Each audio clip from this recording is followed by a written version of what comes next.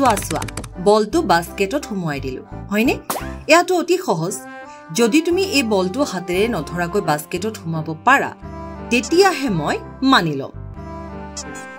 এই প্ৰত্যাহ্বানটো তুমি সম্পূৰ্ণ কৰিব পাৰিবানে এনেদৰে টেবুল বিছনা আদিৰ দৰে ওখ ঠাইত বল এটা ৰাখি তাৰ পৰা আঁতৰত মাটিত খালি বাস্কেট বা বাকচ এটা থোৱা এটা তোমাৰ বাবে প্ৰত্যাহ্বানটো হ'ল বলটো হাতেৰে নধৰাকৈ বাস্কেটত ভৰাব লাগে প্ৰথমে ভাবিছোৱা বল আৰু বাস্কেটটো কিমান দূৰত ৰাখিবা বলটো ওপৰৰ পৰা তললৈ কেনেকৈ পঠিয়াবা আৰু শেষত কেনেকৈ বলটো পুনে পুনে বাস্কেটত সুমুৱাবা এতিয়া এটা পৰিকল্পনা কৰা তোমাৰ চাৰিওফালে এনেকুৱা কি বস্তু আছে যাৰ দ্বাৰা তুমি বলটোৰ পৰা বাস্কেটলৈকে এটা পথ বনাবলৈ সক্ষম হ'বা যদি তুমি বিচাৰা তেন্তে তোমাৰ বহীত এই পথৰ কিছু অংকন কৰি চাব পাৰা বলা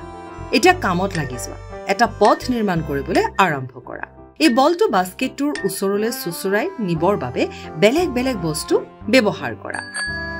তোমাৰ পথটো হাজু হোৱাৰ লগে লগে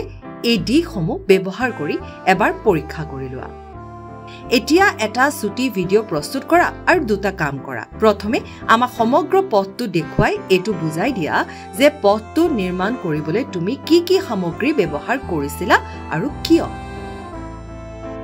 আৰু ভিডিঅ'টোৰ শেষত বন্ধু বা পৰিয়ালৰ কোনো সদস্যক সেই পথটো ব্যৱহাৰ কৰি বলটো বাস্কেটত সুমুৱাবলৈ কোৱা গতিকে অপেক্ষা কিহৰ চিন্তা কৰা প্ৰস্তুত কৰা বুজাই দিয়া আৰু বিখ্যাত হোৱা